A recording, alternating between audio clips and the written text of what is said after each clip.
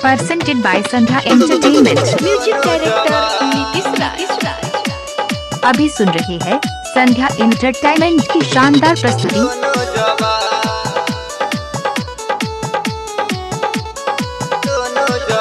गेली ससुरा में जहिया से हम गे सखी बढ़े दोनों जवान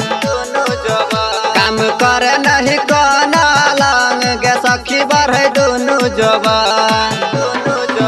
गेली ससुरा में जहिया से हम गे सखी बढ़े दोनों जवान काम करे नहीं कोना लंग गे सखी बढ़े दोनों जवान गे सखी बढ़े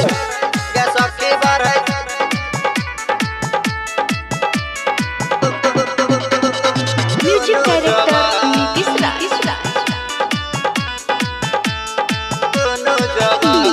नैहर के अरबा के ससुरा में आवे नैहर के अरबा के ससुरा में आवे डबल डज सखी हमरो के मिले डबल डज सखी हमरो के मिले नैहर के अरबा ससुरा में आवे डबल डज सखी हमरो के मिले कल कैन सख हमरा मरद गए अरबा है खुशियाल गए ससुरा में जहिया से हम गे सखी बढ़े दोनों जवान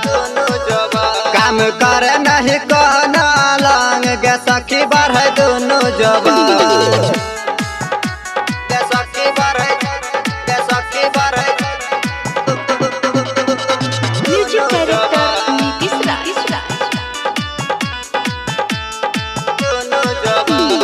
कोई चाटे होठ सखी कोई चाटे ढोरी कोई चाटे होठ सखी कोई चाटे ढोरी दोनों बाजे छे सखी मीठी मीठी बोली दोनों बाजे छे सखी मीठी मीठी बोली कोई चाटे होठ सखी कोई चाटे ढोरी दोनों बोले छे सखी मीठी मीठी बोली राइटर घुरान पप्पू परदेसी भागल दोनों एक रंग ससुरा में जहिया से हम गे सखी बढ़े दोनों जवान काम करे नहीं कोना लंग गे सखी बढ़े दोनों जवान यदि आप चाहते हैं संध्या एंटरटेनमेंट के सभी ऑडियो वीडियो देखें तो चैनल को सब्सक्राइब जरूर करें और बेल आइकन को दबाना ना भूलें।